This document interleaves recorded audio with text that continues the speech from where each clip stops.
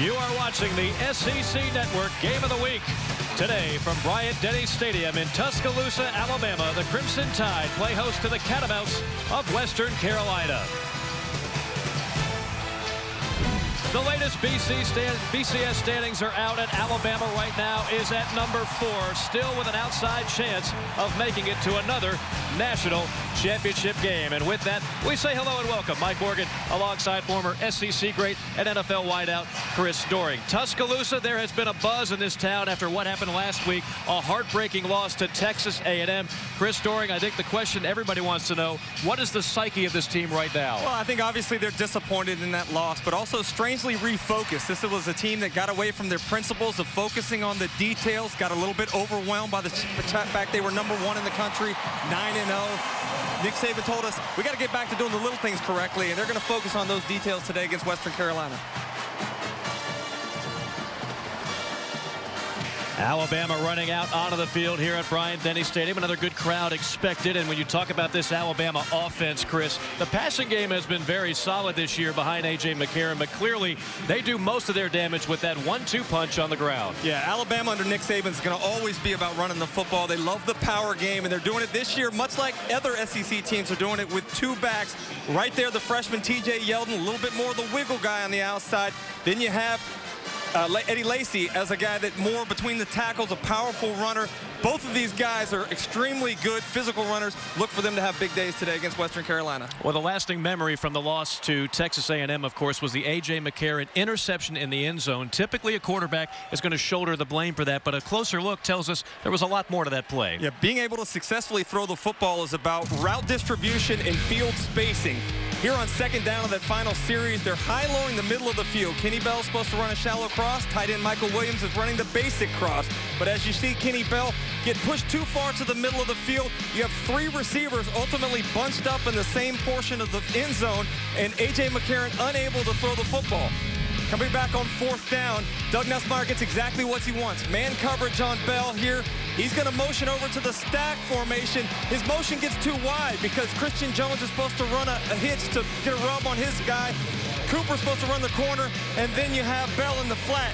But as Cooper runs, he gets too far to the outside. There's no distribution there, and ultimately one guy able to play both receivers and pick the football off. A.J. McCarron looking to bounce back from last week. For more on the Alabama defense, let's check in with a 3rd member of our broadcasting team, Jill Montgomery. Mike, thanks. Coach Saban told me right before the game that this defense has to execute better.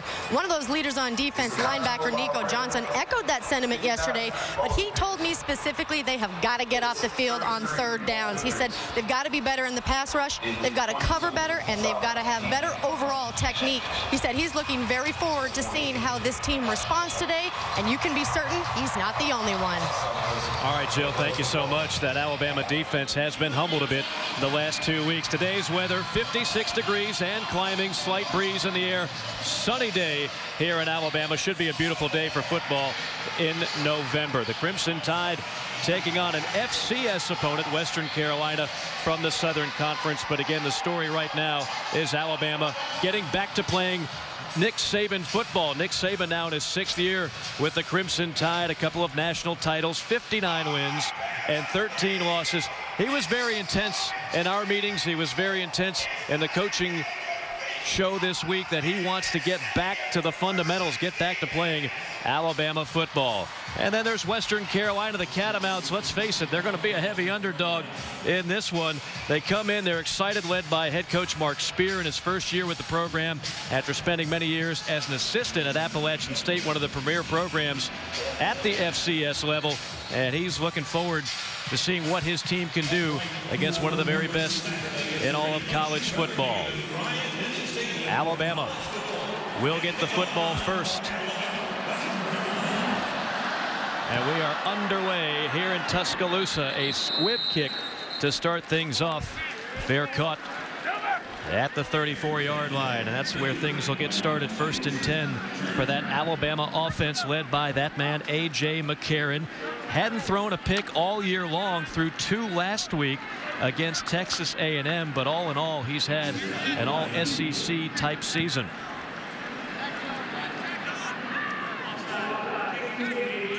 Five-yard penalty tacked on to the end of the run. 1st down. Oh, an extra 5 yards of real estate for Alabama on offense after the penalty. Chris, what should we look for right off the bat from this Alabama team? Obviously, it's an opponent that they should defeat heavily, but it seems like they're focusing more on not just winning the game, but how they execute. It is. It's about proper execution. Last week, both offensively and defensively, you had misalignments, you had missed assignments, something that really is very uncharacteristic of a offense and a defense that's coached by Nick Saban. Look for them to get back to doing the little things correctly and having some success in all three phases this afternoon. On first down in the flat to Amari Cooper, the talented freshman out of South Florida, and that'll move the chains. Impact players for today's game. Take a look at the impact players for the offense here. Alabama, Eddie Lacy, the junior running back we talked about in the open. Kevin Norwood at wide receiver. C.J. Mosley, the heart and soul of this defense. And D. Milner, the best cover corner on this Alabama roster. Alabama incredibly balanced all year long, running and passing nearly a 50-50 ratio. They'll run it here. Off the right side, it's Lacy. Lowering the shoulder and staggering forward out of bounds.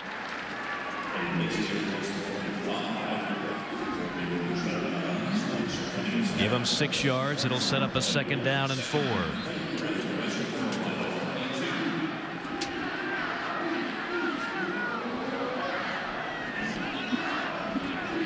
This Crimson Tide offense 4th in the Southeastern Conference in yards, 3rd in scoring.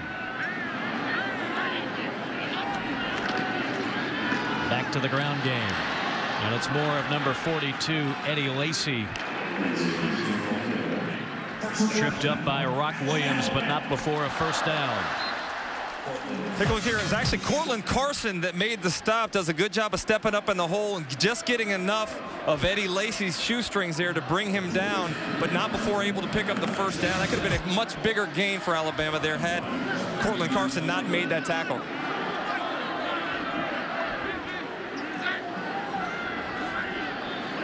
Lacy, the lone back on 1st down.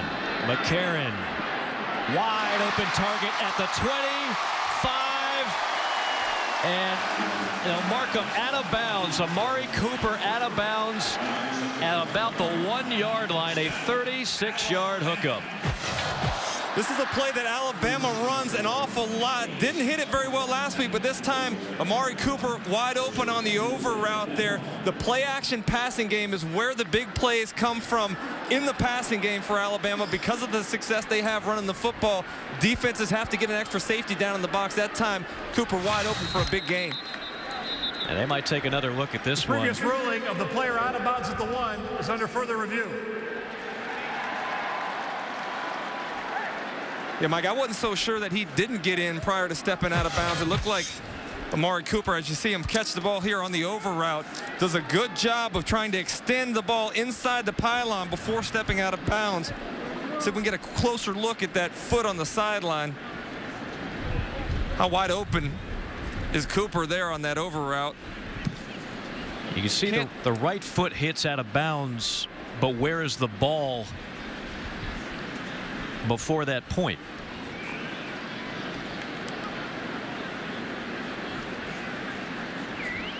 A.J. McCarron thought it was a touchdown there. Certainly there's enough doubt to review that play there. Replay official today is Robert Ruggio. Had a chance to ruling on the field is confirmed. 1st down. Chat with him before the game, and you see the right foot. It's where that right foot, where the football is when that right foot hits out of bounds, and looks like a good call. So Alabama will set it up inside the 1-yard line.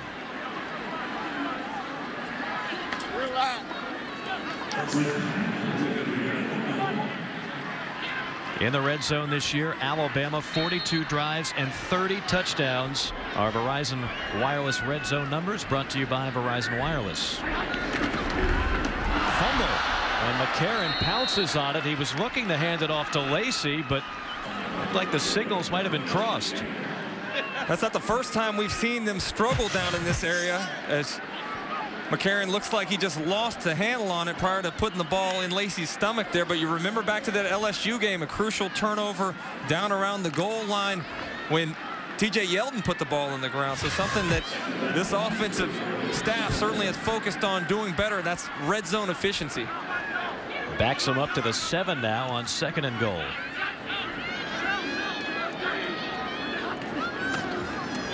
Lacey behind the left side. Touchdown, Alabama.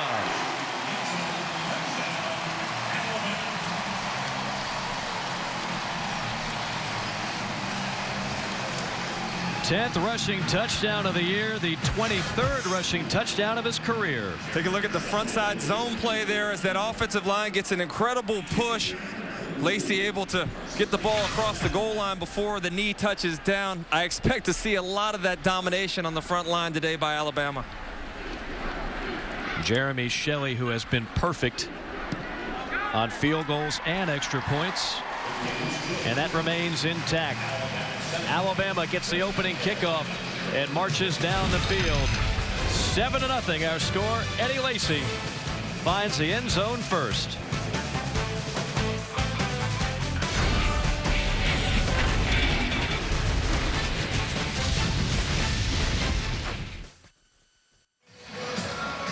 Alabama out to an early 7-0 lead on a 6-play drive, 62 yards, 2:54 off the clock, and Eddie Lacy, who has been no stranger to the end zone in his career, his 23rd career rushing touchdown.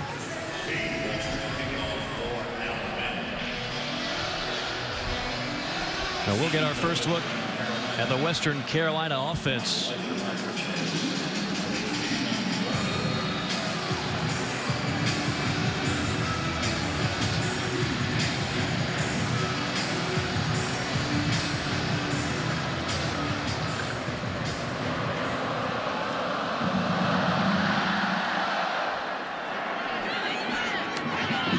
This is Martinez. And Martinez takes it out to the 22-yard line. Another look at the last Alabama score. Yeah, we talked about the big push, but the block right here, that's key, is securing the end and working up to the next level by the tight end, Michael Williams. He allows his big tackle to get out there, and you see Williams blocking ahead of Lacey, getting enough push to get Lacey in for the touchdown. Western Carolina 1-9 on the year, 0-8 in the Southern Conference, but they are high on this man, Troy Mitchell, their starting quarterback. He's just a freshman out of Houston, Texas.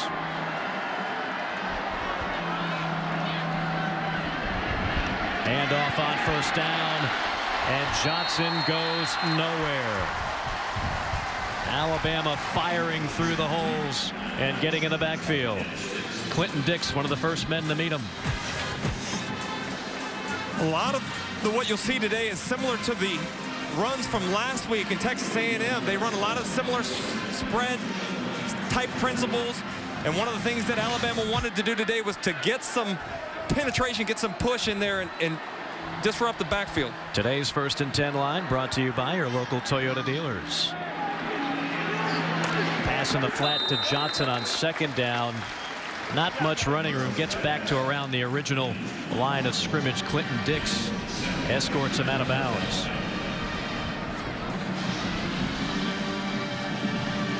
Mike, this is a key portion of the game for Kirby Smart's defense. It's 3rd down efficiency. Very poor the last couple weeks. They gave up 55% of the attempts to LSU and to Texas A&M last week. Trying to shore that up. That's something that typically they've been very good at, but really lost focus with some of that assignment and alignment stuff we talked about earlier. 4-man rush on 3rd and 12. Trying to find some daylight is Mitchell. He gobbles up about 9, but that'll be well shy of the marker. Take a look at the quarterback, Troy Mitchell, here on the design keeper there. That's something that Alabama's defense saw a lot of, probably far more than they wanted to see last week by Johnny Manziel. One of the interesting things when you have a mobile quarterback like you do today in Mitchell is that you have to have some mush rush, as Nick Saban described it. You're not necessarily trying to sack the quarterback, but provide some push and be able to get off a block to make a tackle when the quarterback does decide to keep the ball.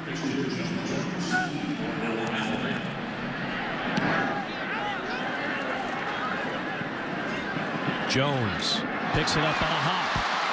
Fires through. Breaks one ankle tackle and was maybe one more away from taking it the distance. A 27-yard return. Carson saved a touchdown for the Catamounts. You look at Christian Jones picking it up off the bounce. Has a nice seam directly on the middle. Almost breaks it here, and that's something to look forward to today. I know it's a point of emphasis. They've been very close the last couple of weeks with Christian Jones and Cyrus Jones trying to return these kickoffs and punts. And I know this would make Nick Saban very happy to get a special team score this afternoon. We saw Eddie Lacy, the veteran on the first drive. Now the talented freshman, T.J. Yeldon, back deep behind McCarron. They fake it to him. McCarron cocks and fires complete near the 25-yard line. First down for Alabama. A 21-yard hookup to the tight end, Michael Williams. Mike, that's what makes A.J. McCarron such a good manager of the game. He wanted the deep throw, as you see the post route down the middle to Amari Cooper, but decides to come back to the crossing route. Has his big tight end, Michael Williams, wide open on the sideline. Doesn't get greedy, takes what the defense allows them to have, and ultimately, as he told us, you take what the defense gives you, you're ultimately going to win the football game. On first down, it's Yeldon. Breaks one tackle. And finally, gang tackled after a pickup of about 4. T.J. Yeldon is a young man. They've had some great running backs come through Tuscaloosa. He's going to be one of the best. He's a very talented young man, a true freshman that's played in some big ball games already in his Alabama career. I asked Coach Nussmeier, are you concerned the fact that he's fumbled the ball 3 times in the last 2 ball games? He said, no, that goes along with the growing process. His upside is very, very high. And once he gets past some of these early mistakes he's making in his career, he's going to be an outstanding player for this Alabama program. Here he is again. Spin move at the 10 and down inside the 5-yard line. Rock Williams takes him to the turf, but a beautiful 15-yard scamper by the freshman. How about the move by Yeldon here as he gets to the corner? Has Martinez there set up to make the tackle, but gives the old okey-doke spin move like you see in the video game. Very nearly gets into the end zone for the second rushing touchdown of the day. 100-yard rushers under Nick Saban. Richardson all-time with 13. Yeldon had one in his first game against Michigan at the beginning of the year. On first and goal, Yeldon surging, touchdown Alabama.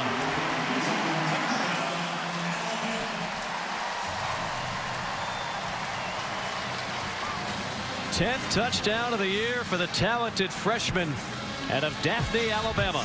And there's your 1-2 punch right there. Yeldon getting his opportunity to get into the end zone. It's amazing how balanced the statistics are for both of these running backs, as Lacy and Yeldon have really shouldered the load for this rushing game of Alabama's offense the entire season. Shelley, the senior, up for the Lou Groza Award. Knocks it through to make it 14-0. Alabama making it look easy early on. McCarron setting it up with the pass. And then the 2 talented backs. First Lacy, and here's Yeldon.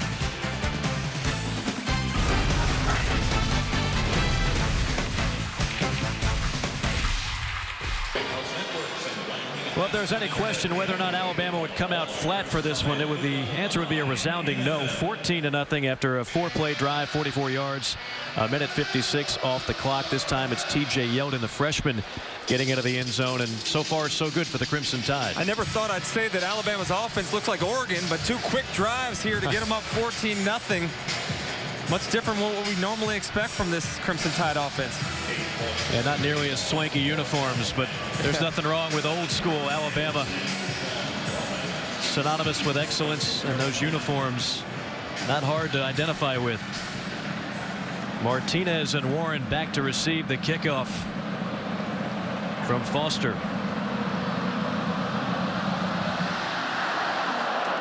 Booming kick. And the Catamounts will wisely take a knee and take it at the 25. Make sure you join us at halftime as we announce this week's winner of the Honda Generators Tailgate Giveaway. Each week we'll be awarding a brand new Honda EU 2000i generator to the fan with the best tailgate. Simply send us video or pictures showing how you tailgate for your chance to win. Log on to ESPNplus.com for more details on how to enter.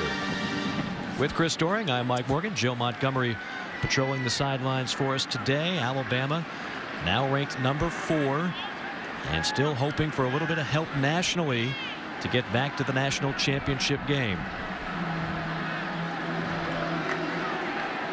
Johnson is the back. Mitchell keeps it and picks up about a yard. So what do we know about Western Carolina, the Catamounts? Well, they're from the Southern Conference, which many people will tell you is the SEC of the FCS level, the most powerful and successful conference at that level. They're located in beautiful Cullowhee, North Carolina. Founded in 1889, an enrollment of just under 10,000. They actually made the national title game at what was once called the 1AA level back in 1983. They've hit some hard times the last couple of decades, but they've got some new people in charge, and they believe they can make another run. Johnson trying to find daylight. That's not easy to do against this Alabama defense. Nice job by Adrian Hubbard, number 42, of getting some penetration in the backfield. Can't quite make the tackle, but you got Vinny Sinceri coming up from the safety spot to hold that run to a very minimal gain for Western Carolina. 42, Adrian Hubbard is a guy, just a sophomore, they believe in time can be one of the next great pass rushers in Alabama. He's still got some maturing to do, but 6'6", nearly 250 pounds.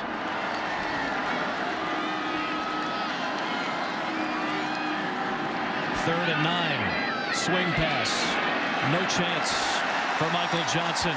Met quickly by Sinceri and a couple of other defenders, including Ed Stinson, number 49. Troy Mitchell didn't have a lot of options here as he had the blitz coming from the left side. Has to dump it out to the swing route. And really not much running room for the receiver there as Alabama gang tackles on the sideline, forcing another Western Carolina punt. Jones back to receive.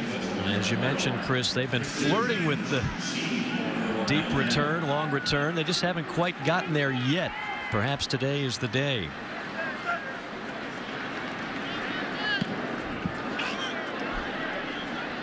Fair catch called for. He's bobbled out of bounds at the 38-yard line as we check in with Jill Montgomery. Thanks, Mike. Barrett Jones has been more like a decathlete for this Alabama offense. Last year he was at left tackle, and before that he even played guard.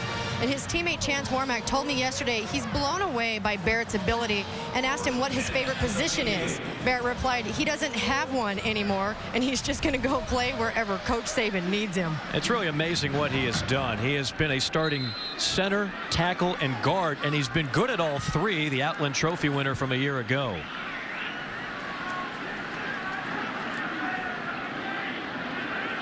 McCarron out of the gun on first down.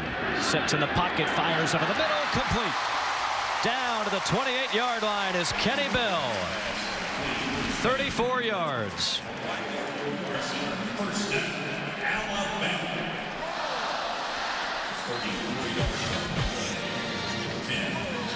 Kenny Bell is running the inside route against this cover 2 zone, able to find the soft spot as they pick on the safety on the right hash there. He's got to make a decision whether to go with Michael Williams down the sideline or take the receiver Bell over the middle. Easy throw for A.J. McCarron. Lacey cuts back, still on his feet, inside the 10, and finally dragged down by Trevor Taylor. 20 yards. Take a look at Lacey right there. He's going to be the guy getting the ball on the wide side stretch to the right side of the field. Gets to that second level, and there you see a little bit of that nifty running. I said it was Yeldon that had a little bit more wiggle, but right there, Lacey letting it be known he can make a little shake in the secondary.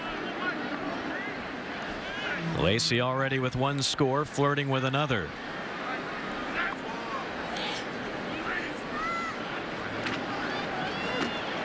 They feed him. Lacey, touchdown. 7 yards and barely touched.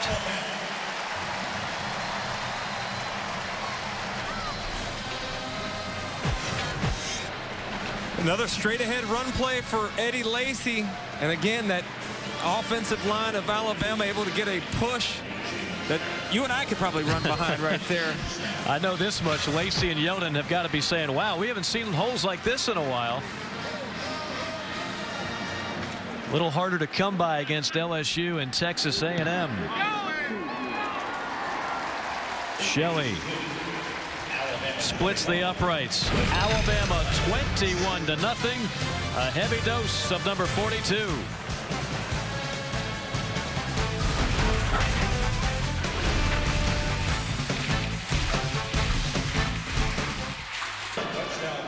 Fourth-ranked Alabama now leading Western Carolina 21-0. Another quick drive, just 3 plays, 62 yards. Eddie Lacy capping it with a 7-yard touchdown run, his second score. Alabama has 3 touchdown drives, none of which have gone more than 6 plays.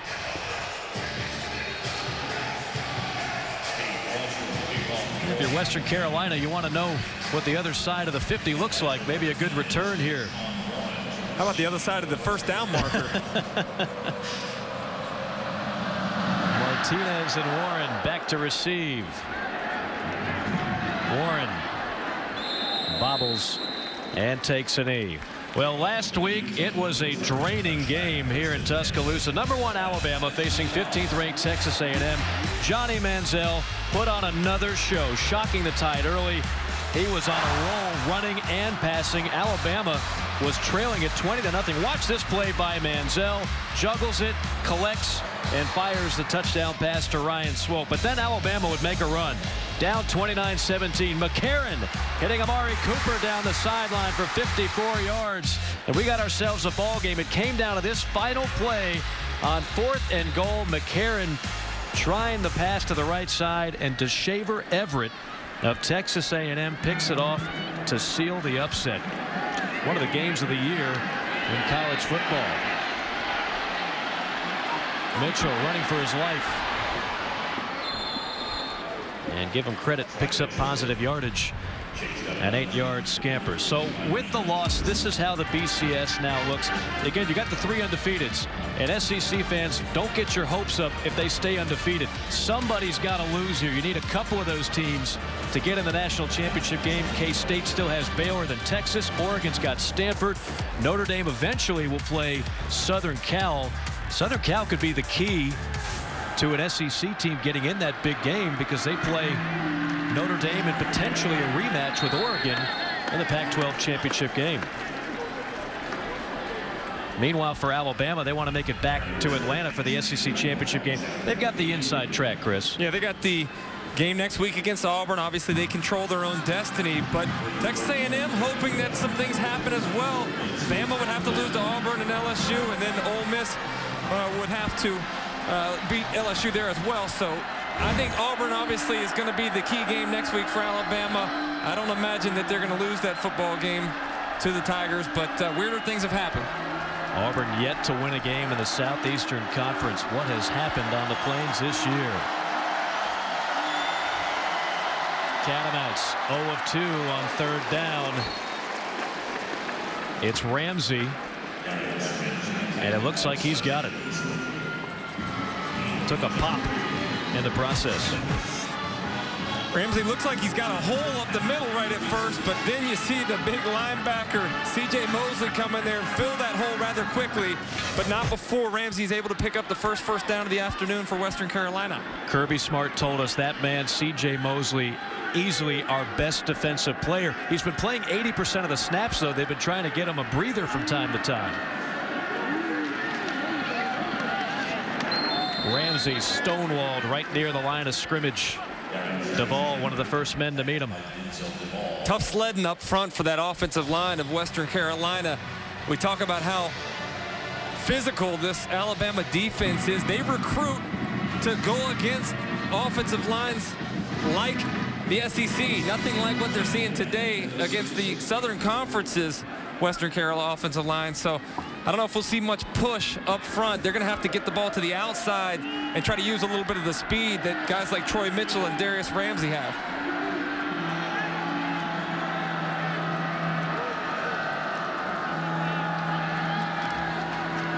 Mitchell fires complete. That'll move the chains, and some good running room for Garrett Brown, the sophomore out of Asheville, North Carolina. A pickup of 28. Mike, if there's one place that this defense has struggled, it's in the secondary. Very thin back there, and particularly in the slot. You see Sinceri trying to cover the slot wide receiver here, as a nice play by Garrett Brown, able to catch the football and get up the field. They're trying to develop another nickel guy that can go inside and cover a little bit better. D. Milner actually was even asked to do that last week, but really a place of weakness for this Alabama defense. Blitz coming on first down. Look out. Mitchell goes down. Vinny Sinceri, who's been in the backfield a couple of times, on the sack here. And that's how you utilize the strength of Vinny Sinceri. Not as good covering in the slot, but certainly his blitzing ability, as we've seen all year long, has a great feel for timing that up. And that time the pressure ultimately made the quarterback Troy Mitchell go down in the backfield. And it looks like Western Carolina is content to let the clock run out here for the first quarter. A first quarter which was thoroughly dominated by the fourth-ranked team in America, the Crimson Tide of Alabama, 21-0. But Western Carolina right now putting together its best drive of the day. Crimson Tide 21, the Catamounts nothing. Alabama trying to get back in the flow and dominating the game thus far.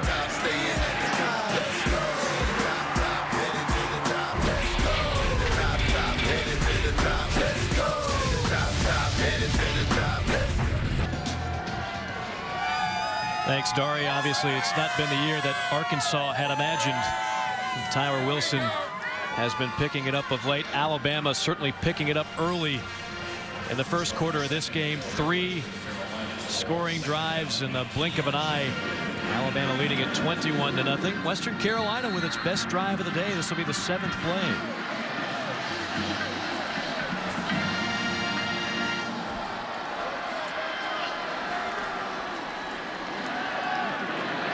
Vaughn sticks his nose in the pile, maybe a yard, as we take a look at our shelter insurance first quarter statistics, and as you would imagine, dominated by Alabama. Yeah, look at that yards per play for Alabama. 12.9 there, 7 first downs, able to have their way running the football and throwing the football.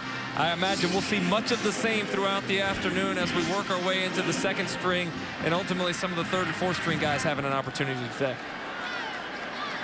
A third down and long here. 3rd and 16 to be exact for the Catamounts.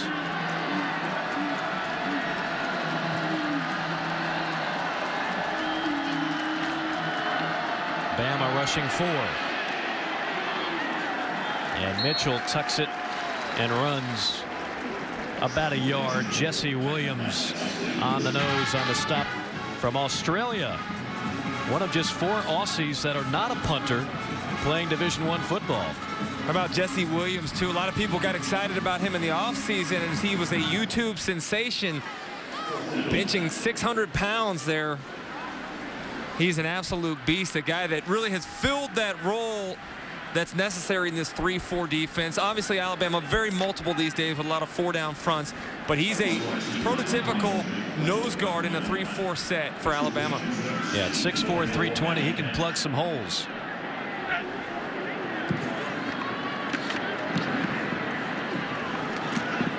Jones lets it bounce. And nice job by the Catamounts. Perfect execution, downing it at the 1 after a 42-yard punt. As we go around the SEC, Chris, how about the top newcomers this year? It's kind of surprising how much success some of these young guys have had, led by Johnny Manziel, a guy that this Alabama crowd saw a lot of last week. Leads the conference in rushing, number 3 in passing, an ultimate dual threat guy. TJ Yeldon here, obviously We know what he did with that big screen pass against LSU to win that football game. And then Todd Gurley, one of 2 freshman running backs, Keith Marshall being the other for Georgia. Those guys have had a tremendous impact in just their first year on campus. T.J. Yeldon already a touchdown today, and in the backfield here.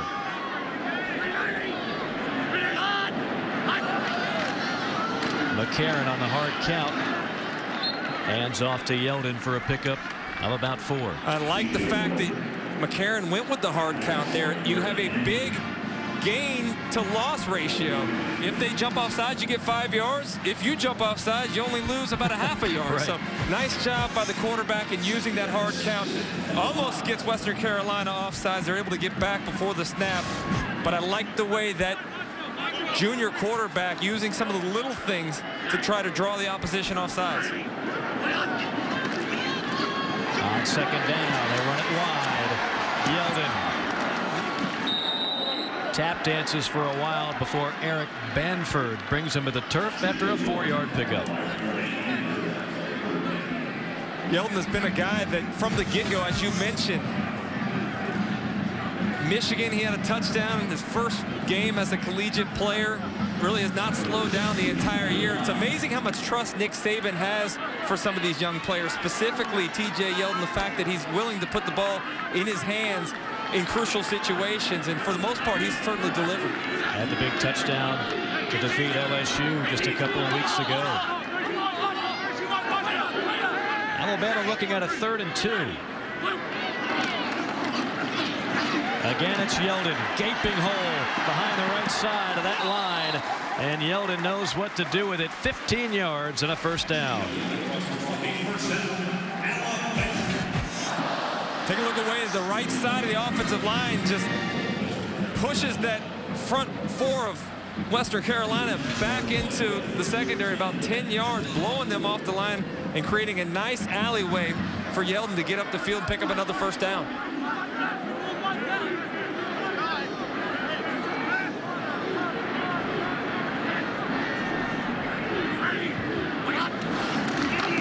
McCarron on play action, has all day. McCarron now says, I'll run it. He's got a lead blocker. He's still on his feet and tiptoes out of bounds near midfield. He was trying to stay behind Anthony Steen, his right guard, and he goes for 24. I think that's something that surprises most college football fans. We think of A.J. McCarron as being more of a pocket passer, a guy that drops back, but when there's no option, he's able to tuck the ball, gets to the sideline. Look at him using his big offensive line there. Pushes Anthony Steen to the ground. Get out of my way, big guy. Go block somebody. Steen pushes him right to the ground. Steen was huffing and puffing. That play took so long, he was out of gas. McCarron, quick strike. And a nice job of pursuit. Amari Cooper catches it, but he'll actually lose a couple. Cortland Carson, the outside linebacker, on the stop. That's about the second time you've called his name today. Cortland Carson did a good job on the bubble screen of reading it, getting up the field and making the tackle. That's a tough matchup for a linebacker on a guy like Amari Cooper with all the speed and athletic ability he possesses.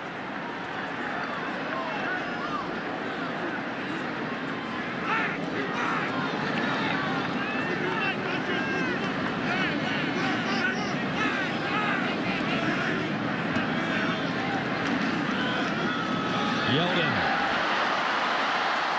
Ankle tackle by Harris, but not before a 10-yard scamper. Mike, you get the sense that Alabama's just a play away from breaking one of those long ones. Several times today we've seen Western Carolina able to make a shoestring tackle in the second level. But again, a nice lane for Yeldon to run through. Western Carolina able to make the stop and force 3rd down. But one of these downs, you're going to see Alabama break one for a long touchdown. Kind of like a volcano waiting to erupt. Yeah. It's just a matter of when. Lacey now in the backfield on 3rd and 2. They feed him. First down. Gains 5, gains 10, and finally knocked out of bounds by Ace Clark after 15 yards.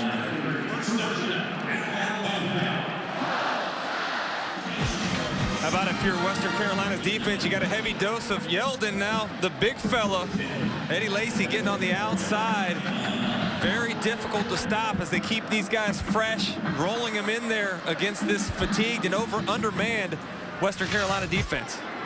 Lacy already was 61 yards on the ground. 8th play of the drive for the Crimson Tide. McCarron wide open, caught, touchdown. Christian Jones from 29 yards.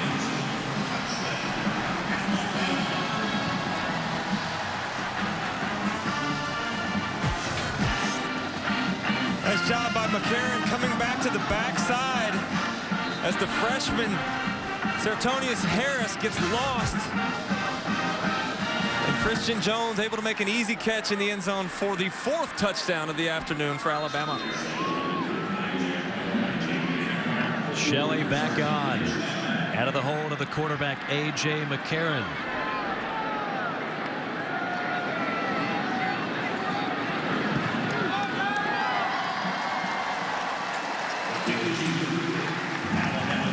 An 8-play, 99-yard drive. A.J. McCarron. They set it up with the run, and they get the score through the air.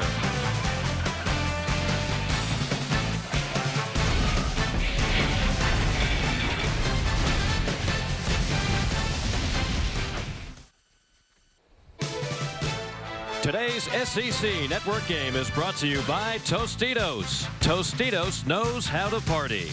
Regions Bank, proud sponsor of the SEC. Honda Generators. Enter the Honda Generators tailgate giveaway for your chance to win a new Honda generator. And by AT&T, the nation's largest 4G network. AT&T, rethink possible. Beautiful sights on campus, including Bryant-Denny Stadium. Alabama leading Western Carolina 28-0 about midway through the second quarter. Alabama trying to pick up victory number 10 on the year. Another impressive scoring drive for the Crimson Tide, who actually started that drive off inside their own 1-yard line.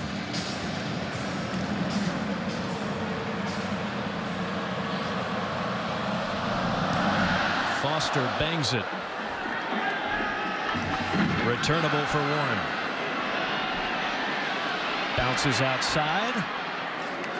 And a nice return to the 27. Now A.J. McCarron, that last touchdown pass moves him ahead of Greg McElroy, fine quarterback for Alabama just a few years ago. He's one behind Brody Croyle, and he's got his crosshairs on John Parker Wilson, who had 47. Now keep in mind, Alabama still has Auburn next week, potentially an SEC championship game, and then a bowl game after that. So he's got 3 more games after this one where he can break that record, and that's some pretty good company to be in. Yeah, you look at some of the names on that list, some impressive careers for each of those guys. But McCarron, remember, he's only a junior. This guy is going to be back next year most likely and has an opportunity to really separate themselves from those guys in career numbers. Pass floats out of bounds from Mitchell. Today's 1st and 10 line is brought to you by your local Toyota dealers.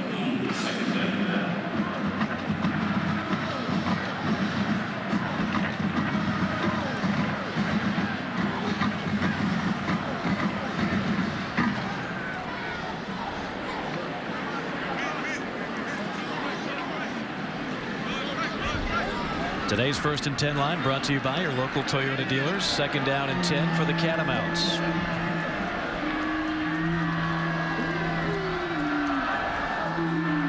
Bama rushing 4.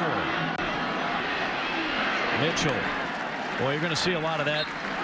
Mitchell not seeing anybody open. Tucks the ball, runs ahead, just running for his life essentially. Yeah, the game's got to be happening pretty fast for the freshman Troy Mitchell. We know he's a tremendous athlete, but never faced an athletic, strong defense like he's facing today in Alabama. This kid Troy Mitchell, though, he was the runner-up for Player of the Year his senior year in high school in the city of Houston. We know what kind of talent they have down there, so that's just a compliment to the athletic ability of Troy Mitchell. A lot of other schools wanted to have him play defensive back. He went to Western Carolina because he wanted to play quarterback. 3rd and 8. Down the sideline. He juggled it and could not get the foot down in bounds. Maintaining control was Alexander, who actually had a step on his man. Had a step on his man, but how about the throw by Troy Mitchell? Did a good job of dropping it in over his shoulder. Let's take a look at the replay here.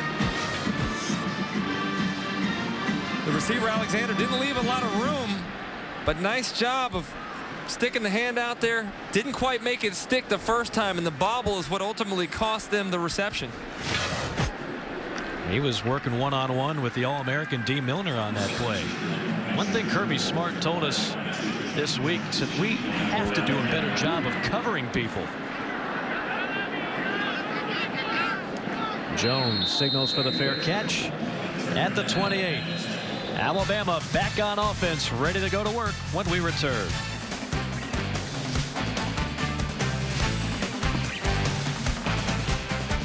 To Bryant-Denny Stadium, where Alabama is leading Western Carolina 28-0. Nick Saban is never shy about telling people about his players, and it was no different the other night at his radio show. He was being very colorful when the mic was given to 8-year-old Sean Corey. He asked Coach, "What's your favorite part about coaching?" It caught Coach Saban off guard so much he was speechless. After he caught himself, he told Sean all the positive things about being part of a team, asked him if he liked football, and then said, "Hey, I think I might want you to play for me someday." And who knows, Jill, that might be the case for Sean Corey one day. Sims in at quarterback, Lacey in at tailback, and puts on another dazzling display on that run. Good for 20 yards. Lacey looked nimble right there, didn't he? Nice job of getting up the middle of the offensive line. Gets to the second level. A little twirl move. Saw Yeldon use that earlier. Figured he'd implement that into his repertoire and got the offense up around the 50-yard line.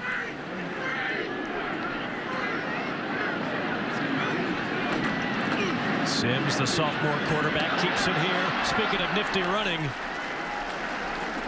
firing through for about 10 on a first down before Rock Williams stops him. Now, Alabama today doesn't get much more efficient than this. They haven't reached 9 plays in a drive. They haven't had to. Every touchdown drive, 8 plays or less, including 2 under 5 plays. They've only reached third down twice today, and they were able to convert both of those. You look at the staggering offensive numbers here. Obviously, a mismatch in terms of talent, but all you can do is go out and focus on your job and execute, and this offense for Alabama has certainly done that so far today.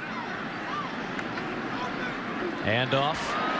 More of Eddie Lacey. Another gaping hole up the middle as he weaves his way for 15 more. Here you see a little different repertoire with Sims at the quarterback spot. You got the zone read as he gives the ball to Lacey up the middle, but what Sims brings you is a little bit different than what McCarron has in terms of characteristics in the pocket. Sims a much more agile runner, so look for him to keep the ball some of those zone read situations this afternoon. Play action. Sims rifles right on target. First down to Marvin Shin for 13. How about Sims coming off the bench looking good? You see the play fake to the left side, keeps it on the naked boot, has the down flat open, but figured he'd take the deeper throw on the comeback to the sideline. As you mentioned, nice throw there, and Shin does a good job of securing the catch. From the 12. Sims keeps it, lowers the shoulder, pounds ahead, close to another first down. Sedgren on the stop, but he absorbed the blow there from Sims. We'd like to recognize our friends at Allstate for their charitable contributions across the country. Since 2005, Allstate has donated more than $2.9 million through the Good Hands Field Goal Net program to benefit University General Scholarship Funds. Second down in the yard.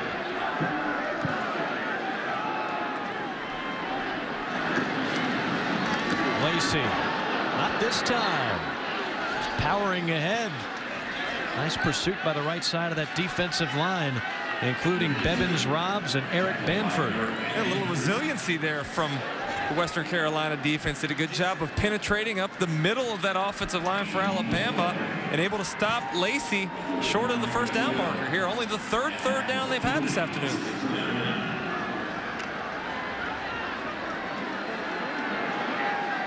You got big old Jesse Williams in the backfield, a lead blocker for Lacey. They feed him. Lacey breaks a tackle and will coast to the end zone.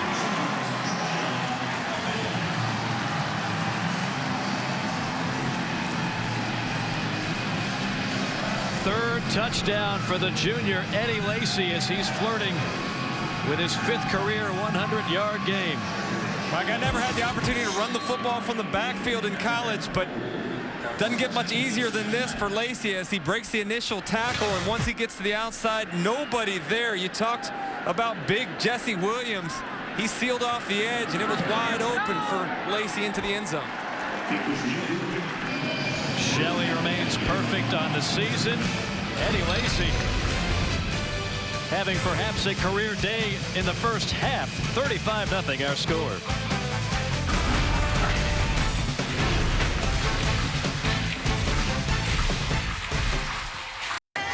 It's been all Alabama, 35-0 with 3:02 remaining in the first half of play. The Crimson Tide ranked number 4 in the nation and looking to rack up win number 10 on the season, which has almost become commonplace under head coach Nick Saban, who since taking the job in 2007 has made Alabama a national championship contender virtually every year.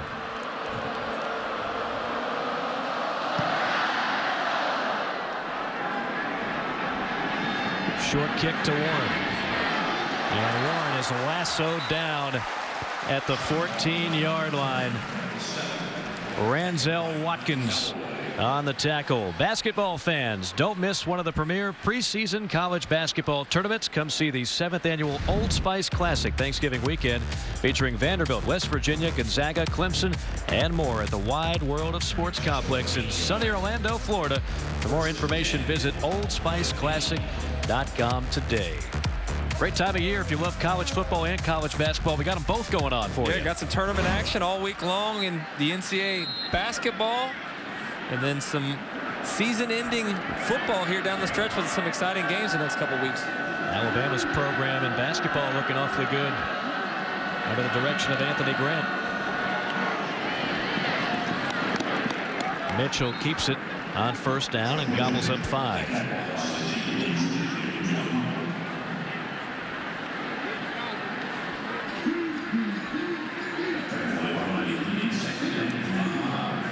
There's Mark Spear, the head coach for Western Carolina. Ties to Clemson and Appalachian State, one of the premier programs at the FCS level. He was actually an assistant coach when they upset Michigan, top 10 Michigan, a few years ago.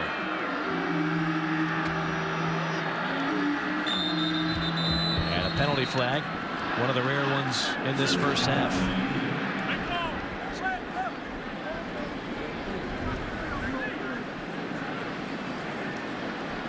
Prior to the snap, false start, 64 offense, 5-yard penalty, still 2nd down.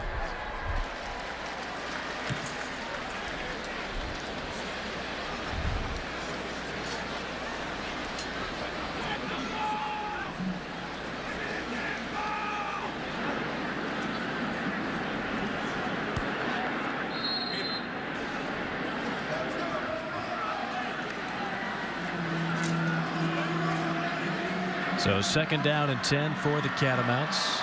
Under 2 minutes remaining in the first half.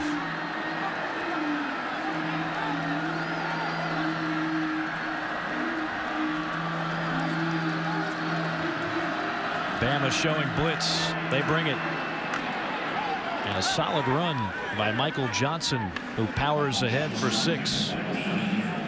Nice job by the senior running back that time, lowering the shoulder, running through the tackle there to pick up some good yardage. A 3rd and 5 situation, a much more manageable opportunity for Western Carolina than what they faced most of the day on 3rd down. Coming up on the C Spire halftime report, 4 ranked SEC teams in action. Can an SEC team still win it all? And the legend of Johnny Football.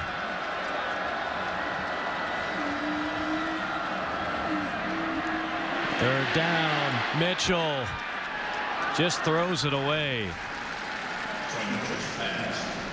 He had Damian Square breathing down his neck. A senior out of Houston, Texas, who originally committed to Dennis Franchione at Texas A&M before changing course and making it to Tuscaloosa. A lot of pressure there from the big guy. 6'3", 285 pounds, was relentless in his pursuit of Troy Mitchell. Mitchell had no choice but to throw that ball into the stands. Jones back to receive the punt.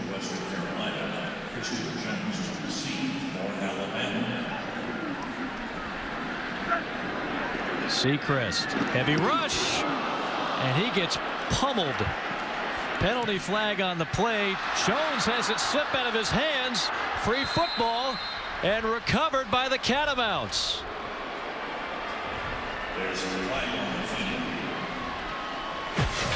Talk about compounding mistakes. You see Sinceri run into the kicker here. That's going to draw the 15-yard penalty.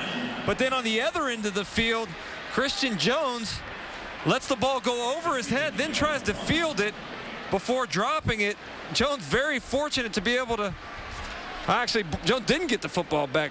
Western Carolina looks like they've recovered the fumble. It's Devin Roberts who recovered it, the long snapper. Happened on the other Personal side of foul, the field. Roughing the kicker, number 3 of the receiving team. That penalty's declined. Play results in a first down. I thought Christian Jones was able to secure the football there, but a big turnover, the first one of the afternoon, has Western Carolina set up in their first real scoring opportunity today. Biggest break of the day and the best field position of the day for the Catamounts.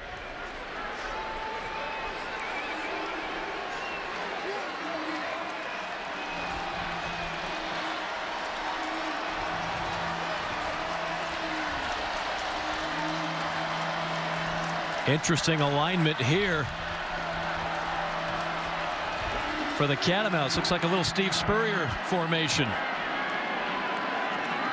Chris, I know you saw that lineup several times in Florida. We actually used that for the first time against Alabama in the SEC championship game in 1994, the old Emory and Henry formation where you switch out your tackles wide and spread the defense out.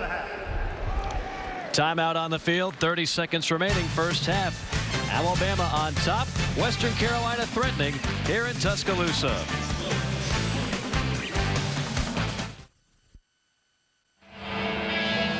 .30 seconds remaining in the first half. Alabama leads Western Carolina 35-0. Eddie Lacy has been the story of half number 1. Yeah, Eddie Lacy having a big afternoon for Alabama. Got the first touchdown of the day. Then you see him lowering the shoulder in the secondary to get his second. And then a few minutes ago, the third touchdown here in the first half. Not so sure we'll see him in the second half of this football game today.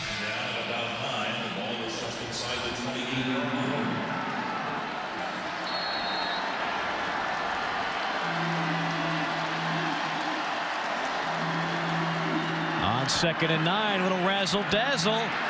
That's a loose ball. That's a loose football picked up by Alabama. No penalty flags and a clear path to the end zone for Dion Blue. 64 yards.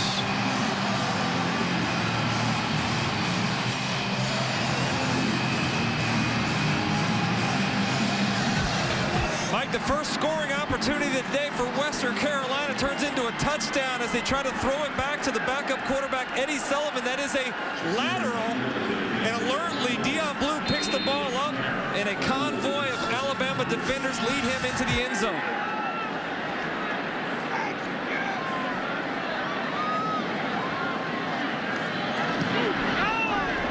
The extra point knocked through by Shelley.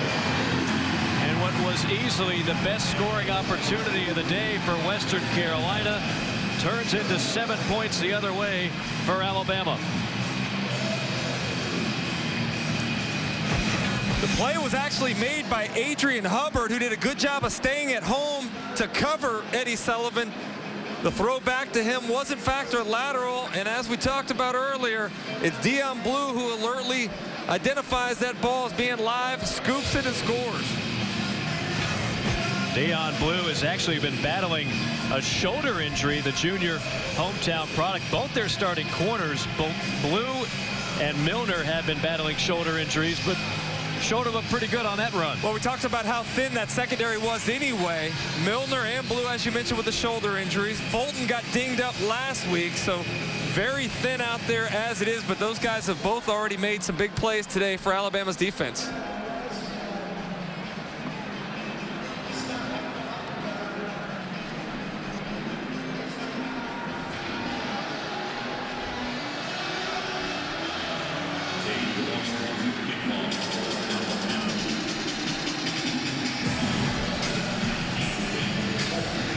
Now, not surprisingly, it's been a first half dominated by the Crimson Tide, 42-0. Eddie Lacy already with 3 touchdowns. A.J. McCarron has not played in the last few minutes of this ball game. It was the Blake Sims drive for Alabama last time out. And Western Carolina just simply has not been able to move the football against a very motivated Alabama defense today.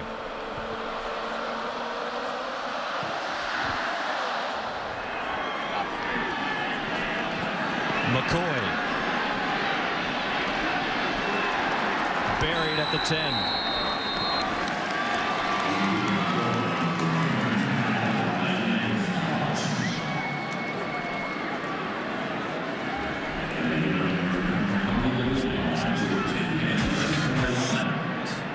Take a look at the touchdown here again. Eddie Sullivan couldn't quite corral that lateral back from his running back. And easily getting into the end zone is Dion Blue. As I mentioned, a convoy of blockers there as the Alabama defense being opportunistic with their first scoring opportunity of the day.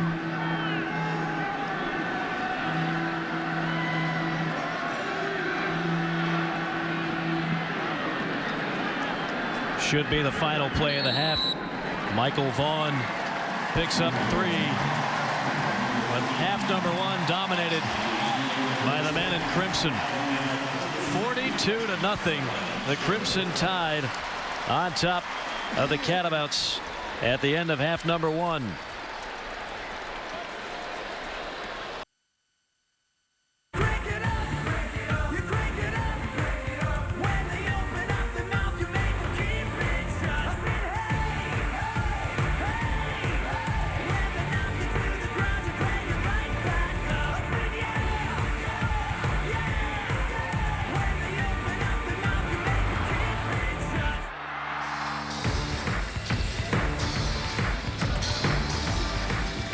A first half dominated by the Crimson Tide of Alabama, 42-0 here at Bryant-Denny Stadium in Tuscaloosa. Mike Morgan alongside Chris Doering. And Chris, the question going into this game, obviously, would Alabama come out a little bit flat, a little bit of a hangover from last week? The answer, a resounding no. Well, I think we saw in the meetings yesterday, they were going to focus on themselves. It had nothing to do with the opponent. And so far in this first half, they've been perfect execution-wise. Alabama dominating on the scoreboard, and as you would imagine, dominating statistically as well. Rushing the football, passing the football, you name it, as we take a look at our first half stats brought to you by Crystal. Nothing like it. Eddie Lacy with 99 yards and 3 touchdowns. Alabama overall 192 yards on the ground, averaging over 12 yards a play. Pretty insane number there. And again, Western Carolina offensively just couldn't get anything going against that Alabama defense. A very tough task for both sides of the ball for Western Carolina. But again, if you're Alabama, if you're Nick Saban, you got to be happy with what you've seen in just about all 3 phases. The only mistake coming on that last punt before the half when Sinceri roughed the punter and Christian Jones fumbled the kick, but the defense ended up bailing him out and ultimately scored the final touchdown of the half.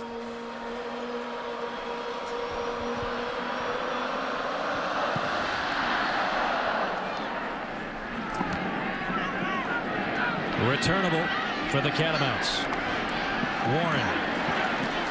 And wrestled down at the 16-yard line. Football fans, enjoy the upcoming bowl season. The BBVA Compass Bowl will take place in Birmingham, Alabama on January the 5th. For more information, visit bbvacompassbowl.com today.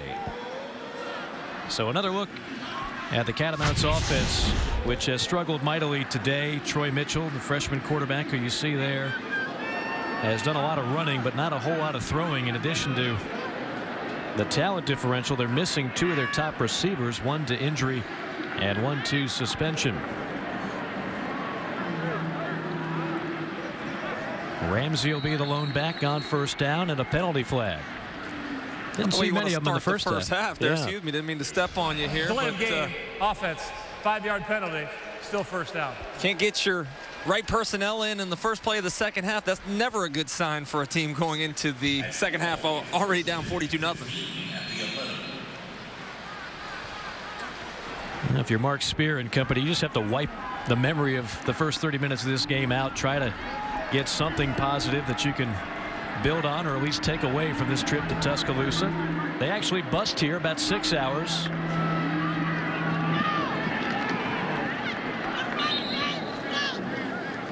Mitchell picks up 3.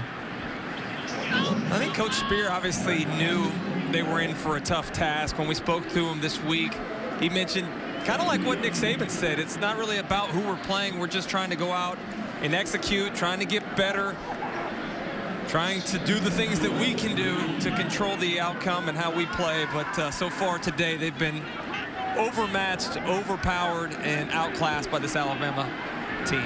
Assistant Coach of the Year back in 2009, and that's pretty much his goal, not to be like Alabama, but to be like the school he came from, Appalachian State, as the pass goes through the fingertips of Darius Ramsey, incomplete. Yeah, Appalachian State, really the class of that Southern Conference. As we take a look at the last play, Mitchell tried to get the ball to his back out of the backfield, but Ramsey not able to hang on to it, and that'll force another long third down opportunity. But Appalachian State, you know, you look at what they've been able to accomplish. Coach Spear wants to emulate that. He was from Appalachian State most recently. All his staff offensively was from there, and they feel like they have an opportunity to recruit from that area around Western Carolina University and really create a solid core of players to improve that program. 3rd and 12. Pass is caught by Ramsey, but 6 yards far shy of the marker. And the Catamounts will punt it away as we take another look at the BCS standings. And again, you know, it all starts with those top 3. If you're an SEC fan and you're a fan of Alabama, you're a fan of Georgia, you've got to see 2 of those teams lose. And when you see the rest of the schedule for all 3 of those teams, it is conceivable. This is not an impossible situation. No, I mean, Alabama has no further to look back than last season when they lost that disappointing game to LSU. Obviously didn't even get a chance to play for the conference championship, but ultimately won the national title. Strange things happen in November when the pressure and the lights get to those undefeated teams. I guarantee we're going to see 1 or 2 of those teams lose before the end of the year. Well, plenty of big plays in the first half for Alabama, and it all started with A.J. McCarron. Yeah, you saw the play-action fake there to Eddie Lacy, hitting a wide-open Amari Cooper, got them down to the 1-yard line and set up Lacy for his first touchdown of the afternoon. But really the difference in this game is the physicality, as Alabama's been able to pick up big chunks of yardage on the ground. Lacy scoring his 2nd touchdown of the afternoon here. And then defensively, they got into the scoring act as well as Troy Mitchell tried to throw back to Eddie Sullivan. That play ruled a lateral, and Deion Blue able to pick it up for a touchdown. Little razzle-dazzle on the first play of the drive. Brent Callaway, one of the backup running backs on the carry. And we'll see plenty of backups, no doubt, in this second half. Alabama might clear out the roster by the time this one's over with.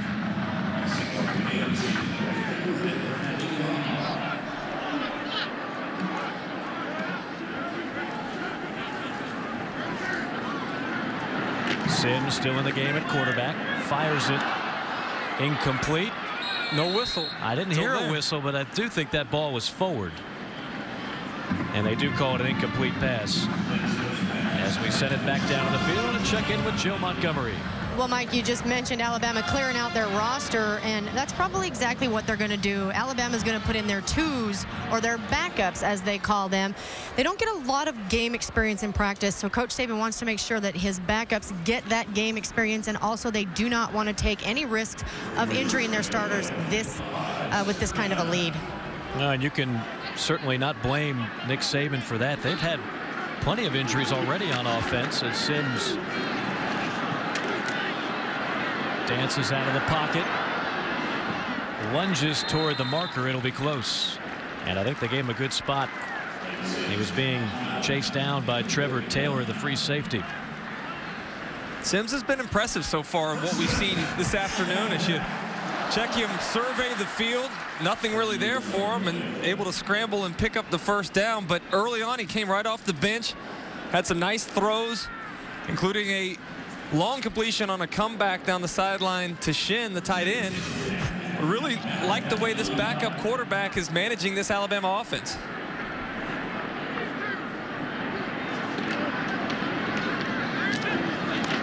Handoff up the middle to Callaway.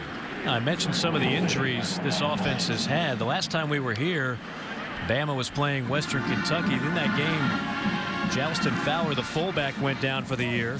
They lost to Andrew White, the wide receiver, a few weeks later, as well as running back D. Hart. Those are three guys that played a lot of snaps for Alabama, and they're all done for the season. The great part about it, though, is when you're Alabama, you have good backups behind those players, and they're able to step up and fill in very well. But you're right. I think the biggest loss with Jalston Fowler and what he does in kind of a do-it-all role for this Alabama offense. Not much doing on second down. John McBeth, the tackle, the defensive end, number 94. Nice job here by the freshman, John McBeth, as you mentioned. Played the zone read well. Sims probably should have given the ball to his running back. But the true freshman out of Greensboro, McBeth, able to make the stop and force a third down for Alabama, something we didn't see much of in the first half. Yeah, and Alabama was perfect. 4 of 4 on third down.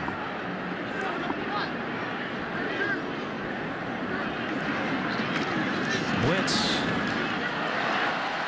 Look at the moves by Sims. Wow, down to the 32-yard line. Harris stopped him, but not before a 14-yard gain. By great presence of mind by the young quarterback here to step up. There's nothing good to run out the back of the pocket. When you get pressure, you got to step up. And when Sims saw open ground, he wasn't looking for the first down. He was looking to score. Western Carolina able to bring him down, but not before they set up Alabama with another first down. Today's First and 10 line brought to you by your local Toyota dealers. Another give to Callaway as he continues to get into the action here. A 7-yard pickup. John McBeth on another tackle. They'll be running behind some backups on the offensive line. That starting 5, many consider the top offensive line in all of college football. And many of them will be back. 8th play of the drive for Alabama.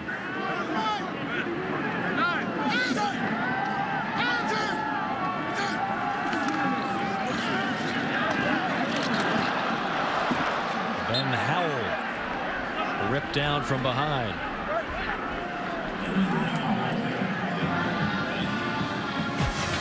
Nice job by Western Carolina's front 4 as the big defensive tackle Eric Bamford gets his paw on the back of the shoulder pads, able to wrestle the ball carrier to the ground.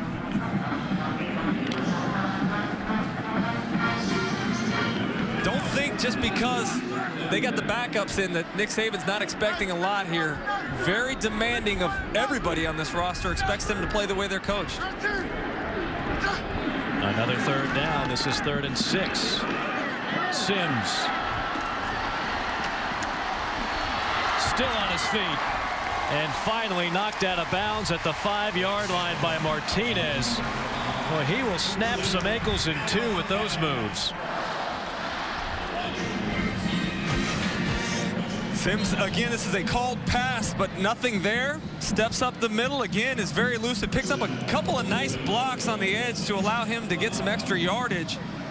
But you got to be happy about the future potentially with both of your backup quarterbacks. We haven't seen Ely yet today, but Blake Sims has been fantastic to this point. 63 yards rushing for Sims, who takes it here and dives to the end zone. Touchdown, Alabama.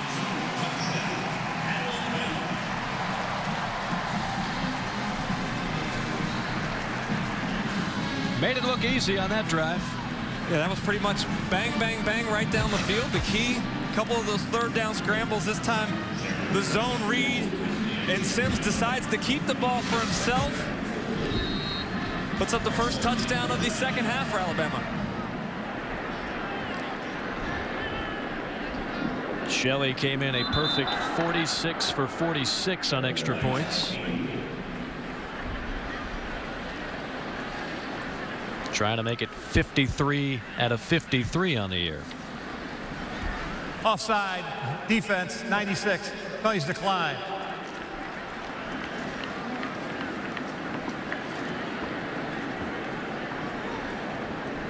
McCarron out of the game for good. Sunseri now on the hold.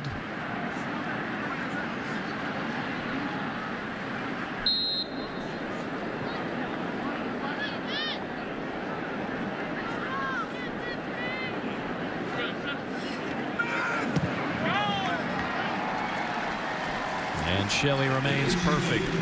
10-play drive, 61 yards. A drive that belonged to the sophomore out of Gainesville, Georgia, number 6, Blake Sims.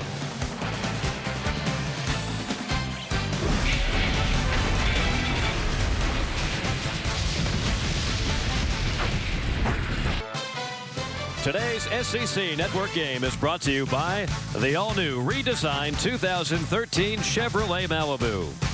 NFL Mobile from Verizon, built to bring you the game. Buffalo Wild Wings, wings, beer, sports. And by the 7th annual Old Spice Classic in sunny Orlando, Florida. Well, Alabama has made it look easy so far today. 49-0 our score here in the third quarter. Some of the beautiful sights on the campus here in Tuscaloosa, including the Bear, Paul Bryant. As you look at the Alabama scoring drive, 10 plays, 61 yards, 5 minutes, 44 seconds off the clock. As it's time now for our SEC Trivia Challenge, brought to you by Regions Bank. I like this one.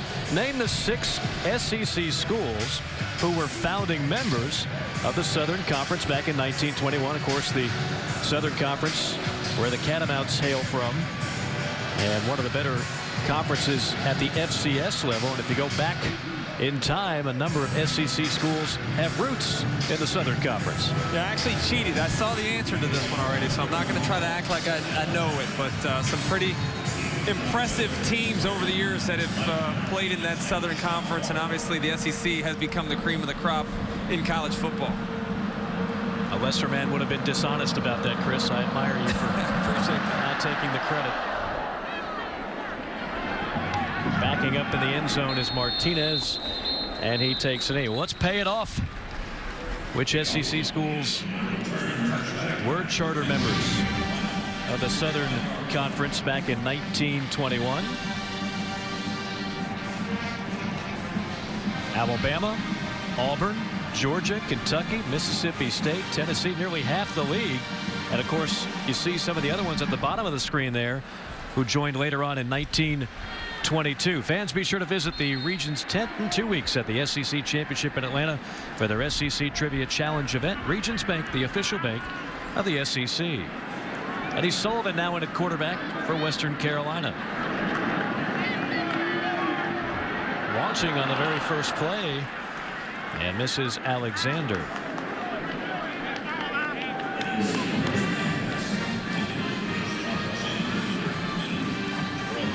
We talked about Alabama. Played in the Southern Conference from 1921 to 1932. And when they did join the SEC in 1933, won the first ever Southeastern Conference championship. You see some of the things they were able to accomplish in the Southern Conference. Now, I'll be honest with you, I had a feeling Alabama won the first one, but it was confirmed yesterday by our trip to the Bear Bryant Museum. Really enjoyed having an opportunity to go to the Bear Bryant Museum. You talk about history. There's not a whole lot of college football programs that have the history that Alabama does, and they do a great job of kind of chronicling all of that history at the Bear Bryant Museum. If you come to Tuscaloosa, it's a must-see. At $2, and you'll get a chance to see an unbelievable amount of history. They've done a tremendous job putting that together. Alabama subbing in several of the backups right now on defense, including freshman number 24 Geno Smith in the secondary.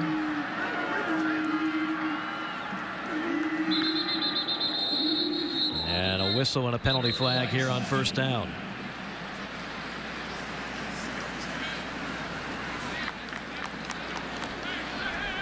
Prior to the snap, false start. Offense number 4. 5-yard penalty.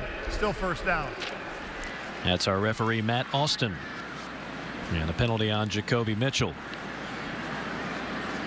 Jacoby Mitchell, that's about the first time we've called his name today. He's the leading receiver for this Western Carolina offense, but unfortunately they haven't been able to get the ball to him an awful lot today. I thought he'd be a much bigger factor than what we've seen him involved to this point.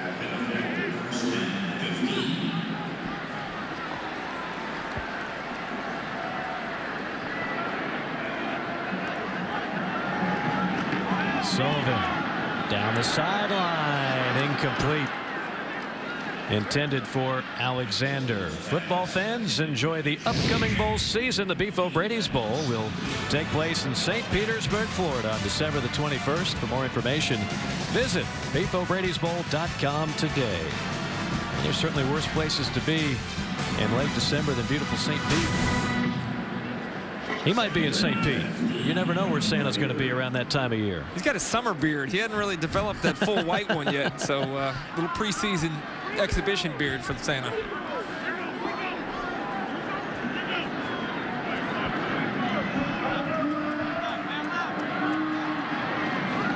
Bama dials up the blitz as the pass falls incomplete near the feet of Darius Ramsey.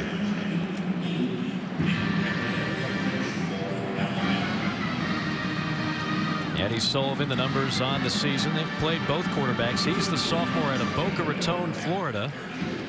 The starter is Troy Mitchell, a freshman out of Houston. That's one thing Coach Mark Spear told us. He said, you know, we're extremely young. We got a whole new recruiting class, and the MO for Western Carolina is going to be to recruit the Carolinas. Yeah. Right now they got a bunch of kids from all over the place. He wants to focus, be more regional in the recruiting. They signed 16 guys this year in their first year at Western Carolina. 12 of those guys have already played. Next year they expect to play or sign 22. So they're going to be a young team next year again, but trying to build something down the road with a couple new recruiting classes. Another incomplete pass on 3rd and long, intended for their leading receiver, Jacoby Mitchell, but a penalty flag on the play.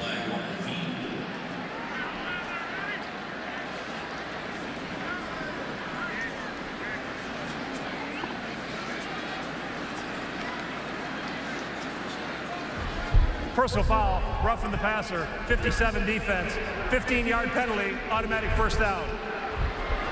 That's on DJ Petway, one of the backup defensive linemen.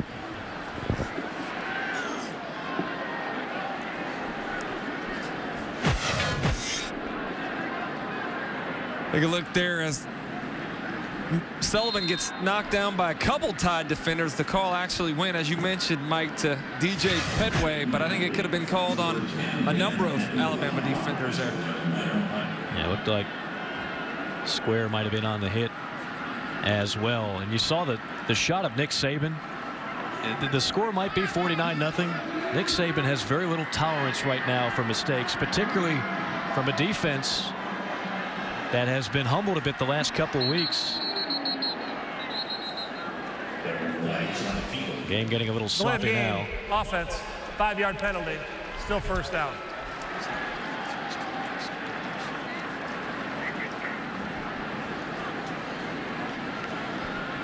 I mentioned what's happened the last 2 weeks. Look at what happened the first 8 games. I mean, there was no defense doing any better than Alabama. Just 203 yards, 23 turnovers forced. The last 2 weeks, over 426 yards a game.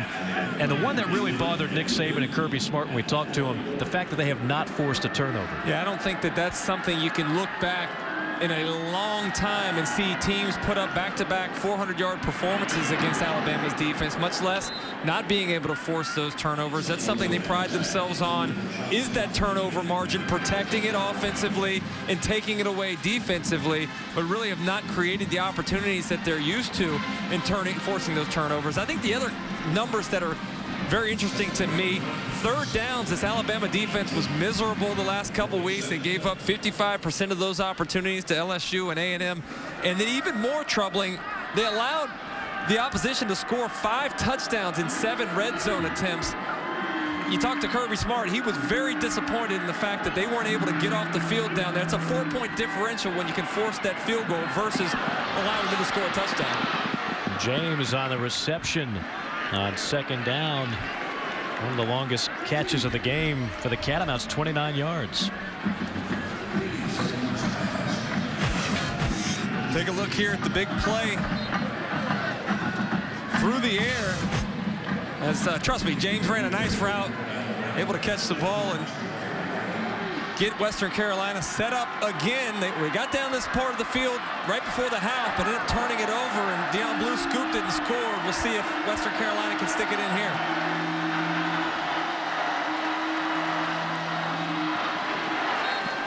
Nothing doing for Ramsey.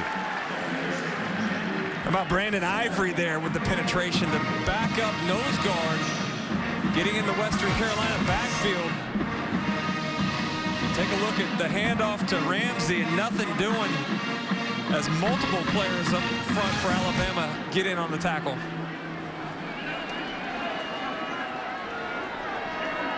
If you're Western Carolina at this point, you'd love to just get on the scoreboard.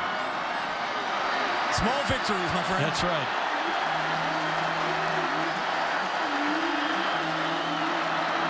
Bama blitzing. Catamounts going the wrong way. Nico Johnson ball hawking, a loss of 3 on the play. That's one of the leaders of this team, Nico Johnson. Yeah, nice job by Nico coming in untouched and running the play down from the backside. He's a much better run defender than he is cover guy at the linebacker spot. A lot of times you see C.J. Mosley in there when they go to their nickel and dime situations. But here Nico Johnson having an opportunity in the second half to get a chance to play in their 4-down situation. Johnson very outspoken about the defense the last 2 games. Says simply, we have not been ourselves. Too many mental errors. 3rd down and 16. Look out. Pressure. Breaks it. Dives, and he might have the first down. A terrific play by Eddie Sullivan.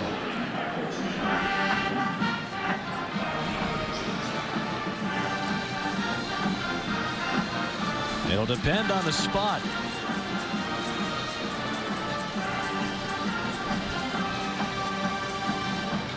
It's going to be just short there, but a nice effort nonetheless by Eddie Sullivan. We think of Troy Mitchell maybe as being the more athletic quarterback on this roster, but Eddie Sullivan stepped up, made a valiant effort to get to the first down marker. 4th down and a foot.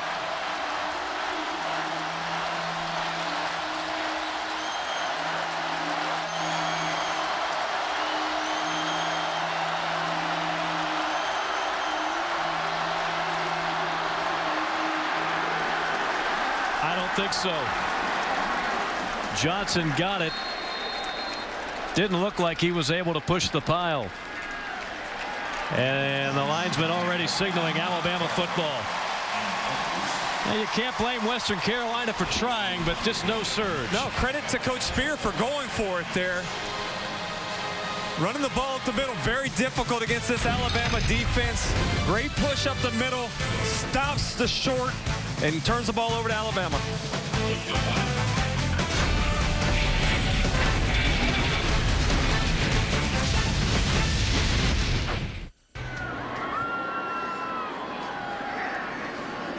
Dari, thanks. Crazy year in the ACC. Still trying to figure out who's going to play in that ACC championship game.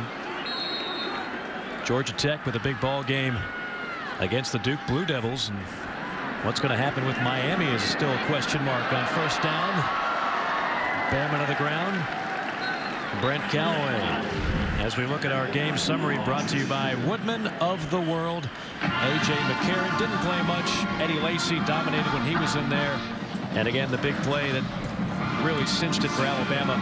Dion Blue, 57-yard fumble return for a touchdown. Yeah, pretty much whatever Alabama has tried today has worked, and conversely, not a lot going right for Western Carolina, but credit to the focus level of Alabama on all three phases. They've done a good job of executing their assignments. And some backup guys getting some much-deserved playing time here in the third quarter. Nice run by Callaway. 8 yards. Harris racks up another tackle. Now, one thing we could tell from talking to players and coaches this week here in Tuscaloosa, there was not going to be an issue of focus or motivation for this game. I don't think there'll be an issue the rest of the year, quite frankly. Well, that goes back to what Nick Saban teaches. It's all about the process. Everybody makes a lot to do about it, but it really is very simple. Don't focus on the goal. Focus on the journey. Focus on the little things, and everything else falls into place. That's something they lost sight of the last couple weeks as they got a little bit too involved with being #1 and being 9-0 and trying to maintain. Howell on the carry. Williams on the tackle as quarter number 3 comes to a close. Bama on top, 49-0.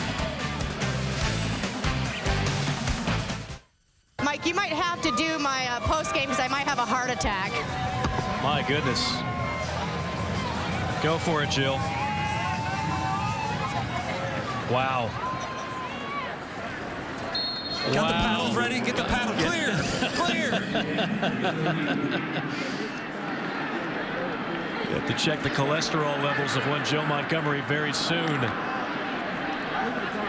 Pass caught by Shin. All right, Joe, you took one bite. How are you holding up? I think I can eat it. Doring eats a lot, but I think I can do this. I don't know if your metabolism or anybody's metabolism is as high as Doring's. Chris Doring, you're still at your playing weight, aren't you? I'm right about the same weight that I played at in the NFL. I was actually a lot lighter in college, but got up to about 205 in the NFL. Try to maintain it right about the 2 bill mark now. I'm certainly not going to eat any of that right there, though. I'm a turkey bacon guy, Mike. I can do 14 slices of bacon, one at a time. But you could eat 14 slices in one sitting? I've done it. It's not something I'm proud of, mind you, but I have done it. Maybe we'll take a shot at the burger tonight. Deep ball on the way from Sims and almost intercepted. Intended for the freshman Cyrus Jones. All right, Chris, break this down. This is Montgomery. All right, pause it right there. Pause it right there. Look at that mouth. Look at the circumference of the mouth there. All right. Good job of fitting that in. I like the way that she fully engulfs the bacon there. That had to be at least 12 of the 14 slices she was able to take a bite out of. I had scary memories of the movie Jaws from back in the day. She had much prettier teeth than Jaws did. Yes, right? absolutely.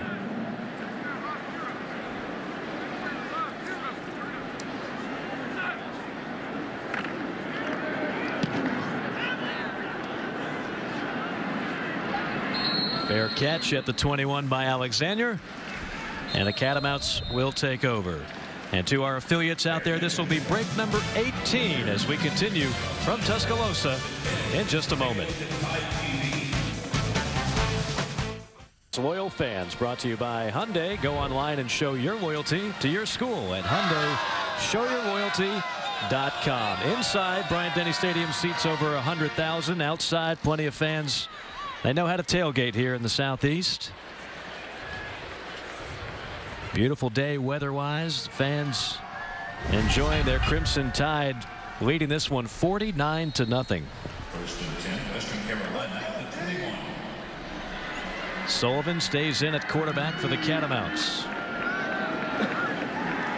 Western Carolina has made it to the red zone one time today. Went for it on 4th down and about a foot.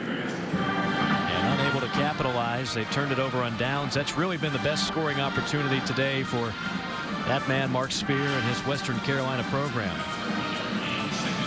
Mike, we saw our first 3rd down that Alabama didn't convert, and subsequently a first punt of the day. So all the way to the fourth quarter before we saw Alabama not successfully in their drive with a touchdown.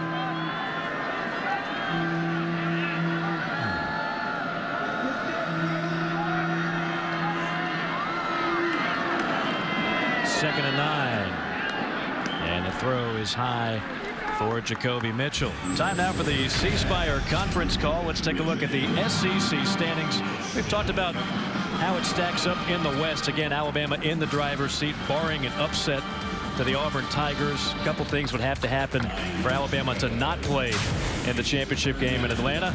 Georgia Bulldogs, we know they're going to Atlanta. That's already been nailed down. Florida, by virtue of the tiebreaker, finishes second in the Eastern Division. The Gamecocks, another solid season under head coach Steve Spurrier, but again, they had to play Florida and LSU both on the road, and they lost both ball games.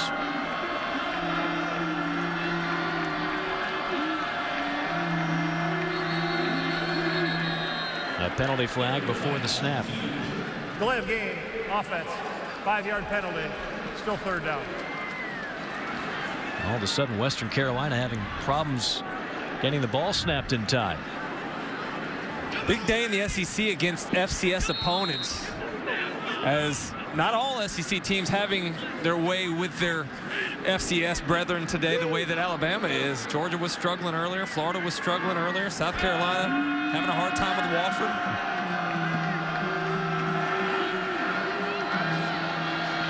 Third down and long. And Sullivan just gets rid of it. Heavy pressure there by number 90, Quentin Dial.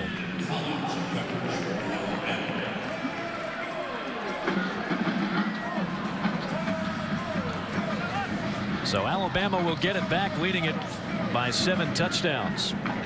True freshman Cyrus Jones back to return the punt. Now he's come in for Christian Jones. And I mentioned before, Cyrus has had an opportunity to nearly break a couple. We'll see if he can get a big return here for Alabama.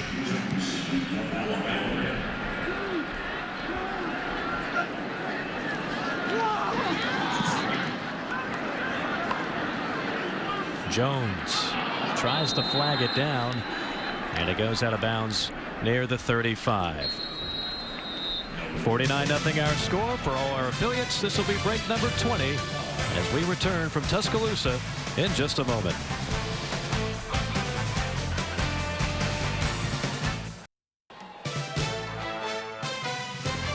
Today's SEC Network game is brought to you by BMW. We only make one thing, the ultimate driving machine. Dr. Pepper, tell the world what makes you one of a kind with the I'm a hashtag on Twitter. And by Hyundai. Go online and show your loyalty to your school at HyundaiShowYourLoyalty.com.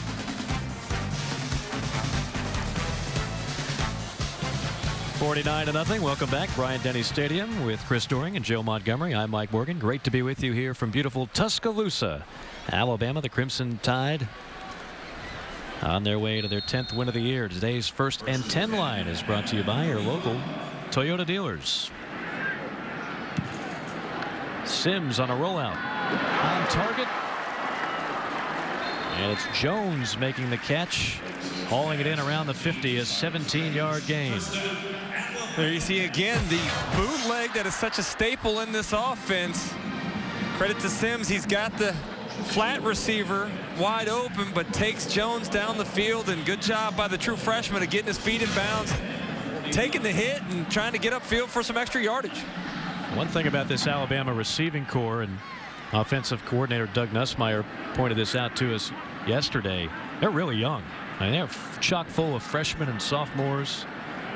Just about everybody you see playing wideout for Bama will be back next year. Hole closed quickly behind the left side as Howell gets knocked down by Harris. It's really kind of an interesting blend of offensive players here. You got the elder guys in Barrett Jones, Warmack, who we talked to yesterday. You got the juniors like McCarron and Lacey, and then the big freshman contributors like Yeldon, and we talked earlier about Amari Cooper. They're going to be very good here in the future. Doug Nussmeier in his first season at Alabama, but certainly inherited some nice players and really did a good job of adapting to the offense that Alabama was used to rather than asking 35 guys to change over the terminology that they're used to. Doug Nussmeier came in and indoctrinated himself into the Alabama offense that was already existing. You can see him there on the left of your screen, and really a very knowledgeable football mind, a guy that very engaging when you have a chance to sit down with him, talk football. Yeah, actually played quarterback at Idaho, and then later on in the NFL with the Saints and the Colts. Played a little bit in the Canadian Football League, and now in his 12th year of coaching in college.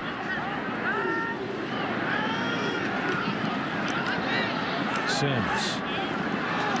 Incomplete. Intended for one of the backup tight ends, Harrison Jones. It's hard not to come away impressed when you talk to these coaches, and every time we're out here we get a chance to sit down with Nick Saban, Doug Nussmeier, and of course Kirby Smart. You listen to these guys for a while and you realize there's not just a lot of talent here at Alabama. They are very well coached. I like the way that they approach the recruiting process. They go out and get guys that are not only good players, but good people that they feel like are going to fit in well to the system at Alabama, fit in well to the locker room here at Alabama. And then once they're on campus, they're coached hard, whether it be on the football field or even in personal development. A lot of money spent in trying to make these players good citizens off the field, and it certainly has worked with multiple championships and guys that really don't get in trouble much. Just the second punt of the day for Alabama. Catamounts back on offense when we return. Affiliates, this will be break number 21.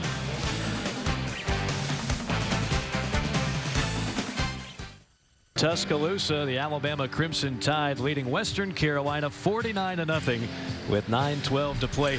This was yesterday, getting ready for a walkthrough, and you know, Chris, you could only imagine these young men from the Southern Conference, Coley, North Carolina, they don't get a chance to go to stadiums that seat over 100,000 fans very often. No, this is a great treat. One of the reasons that they like to do these types of games and play in these types of environments is to expose their kids to what they see on TV. They realize, as we talked to Coach Spear, he mentioned every kid thinks that they're good enough to play at the highest level.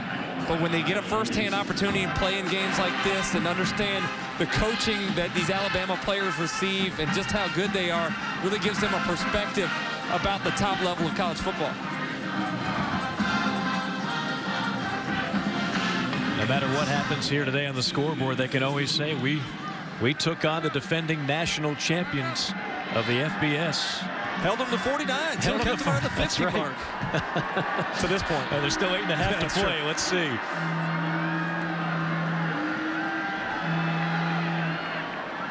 Now that won't help matters. Ramsey with the drop. We'd like to recognize our friends at Allstate for their charitable contributions across the country. Since 2005, Allstate has donated more than $2.9 million through the Good Hands Field Goal Net program to benefit University General Scholarship Funds. Penalty flag on the play. Ineligible receiver downfield. Offense number 76. 5-yard penalty. Repeat second down. We'll back them up 5. Second down and long. Next up for Alabama, of course, will be the Auburn Tigers. It's going to be weird to see a game, an Iron Bowl, where one school is favored so heavily over another. I mean, they're talking about the point spread and that one being perhaps over 30.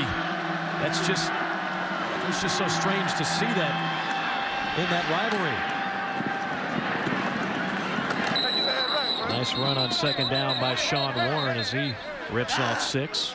Auburn up 21-0 at the half against Alabama A&M. Play a little different Alabama team next week in the Crimson Tide. But you're right, that point spread differential, especially considering just 2 years ago, it was Auburn that was holding up the Crystal Trophy there. And that program has really descended into the depths of the SEC at this point in time. And a lot of people feel like Gene Chizik may not have an opportunity to coach it at Auburn after that Iron Bowl game next week. And just how amazing is that 2 years off a national championship and you have that discussion going on. Derek Dooley at Tennessee, a lot of talk there. 3rd and short. Nice run by Michael Vaughn. That'll move the chains. You mentioned Derek Dooley at Tennessee, Gene Chizik at Auburn. Neither of those programs, hard to believe, have won an SEC ball game this year. As we take a look at the last play, nice job by Michael Vaughn getting to the outside and picking up a first down. But really, you look at the strength of the SEC, very, very good at the top, but at the bottom there, Kentucky, another team that has yet to win an SEC ball game. Of course, they've already announced this will be Joker Phillips last year. Likely a change in Arkansas. Contact and no penalty flag.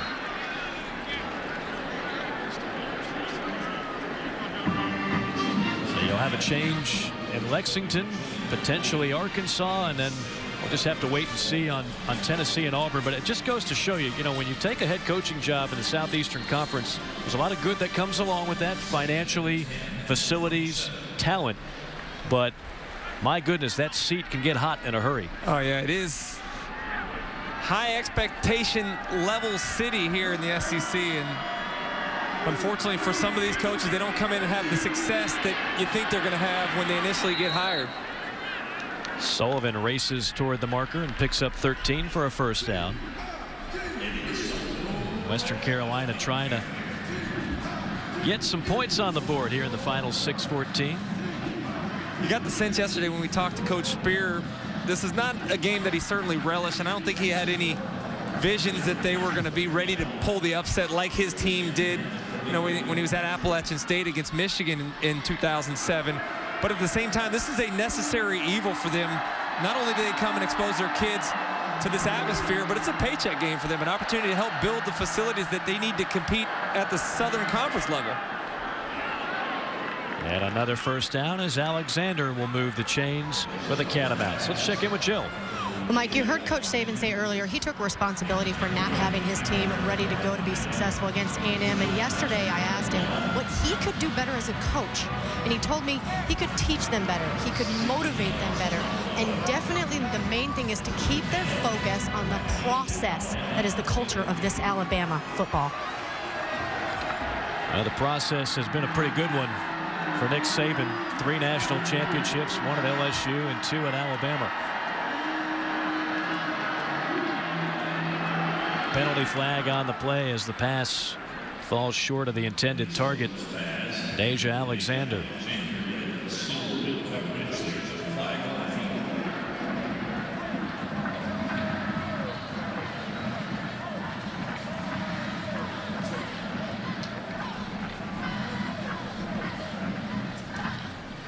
Matt Austin is our referee. Personal foul, shot block, 52 offense, 15-yard penalty, repeat first down. That's on Murray, the starting center. I'm going to go back to Coach Spear for a moment. My favorite answer to what he said. First question we asked him, how'd this game get scheduled? He said, well, I took the job in December. It was already on the schedule and it was too late to back out. He was not exactly relishing the opportunity. They've got a lot of work to do within their own conference. The good thing for them, this is their last game of the season. It's not like they have to go back into conference play afterwards, which can be very difficult playing against a more physical opponent like Alabama. Sullivan picks up a couple.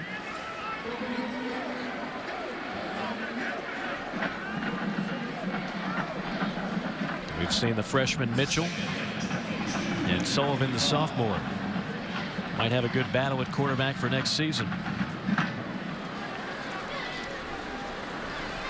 8th play of the drive coming up for Western Carolina.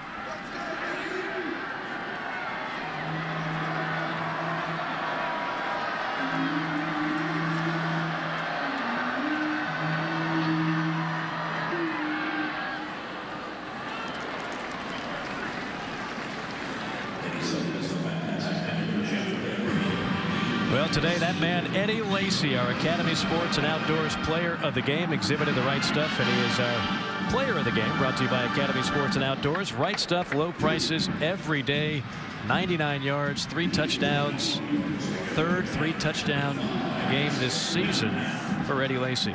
All in the first half, mind you. He didn't get a chance to add to those statistics in the second half, but a lot of credit to the offensive line who opened up some gaping holes for him today to run through. Third down in Birmingham. And almost a great catch, juggled by Alexander before taking a lick.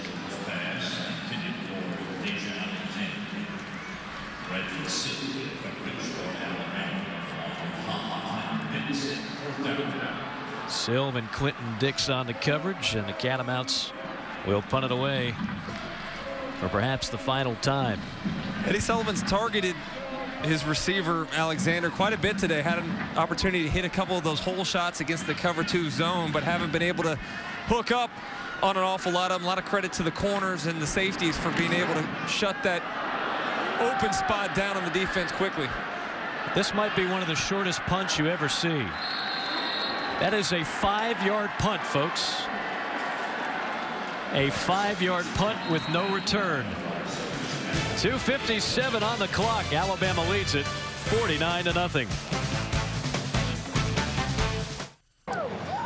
Our score, Alabama 49, Western Carolina 0, as we take a look at our Good Hands play of the day, brought to you by Allstate. Right before halftime, the best scoring opportunity for Western Carolina. They tried to go with a little razzle-dazzle play, but didn't quite execute well.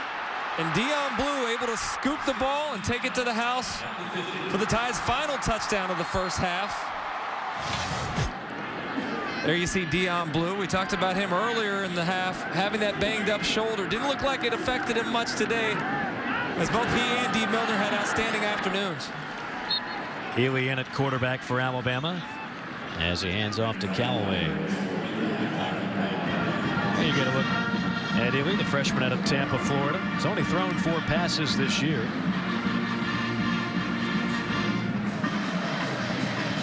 McCarron, a junior, Sims, a sophomore, and Healy, the redshirt freshman.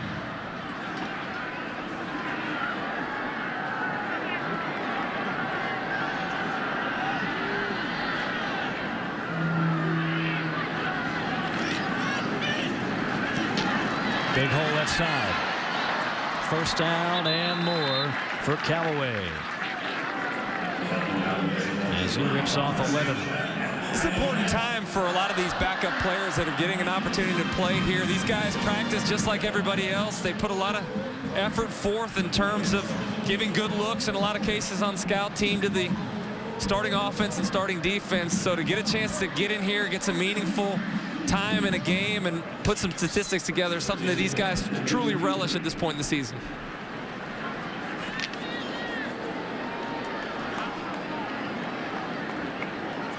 Callaway's 7 carries for 52 yards off the bench. First down, Alabama. Straight ahead running by Ben Howell. Sticks his nose in the pile and pushes it forward for 7.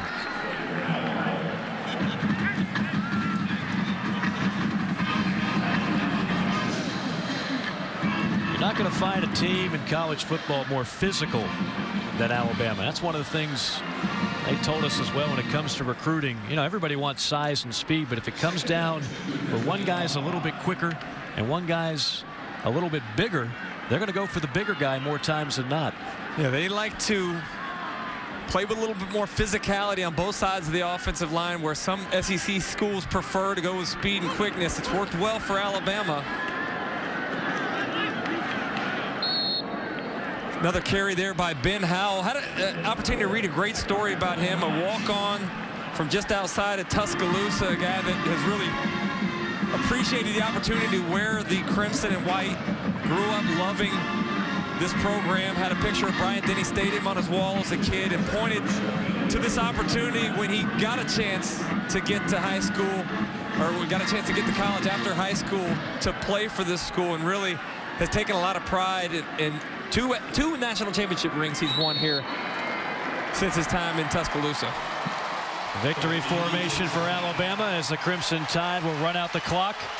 Alabama improving to 10-1, winning it 49-0. When we come back, we'll hear from head coach Nick Saban. 49-0, your final score from Tuscaloosa. The Tide rolls over the Catamounts of Western Carolina. Your final score 49-0 here from Bryant-Denny Stadium. And standing by with head coach Nick Saban is our own Jill Montgomery. Coach, I got to ask you, how do you think your team responded today? Well, I think we played well. You know, we got to play a lot of players, but, you know, Western Carolina was a little bit outmanned, but at least our guys did what they were supposed to do, which is all you can ask of them. Yesterday, you shared a great quote with me that Chuck Pagano said about getting caught up in circumstances or focusing on your vision moving forward. What's the vision of your team?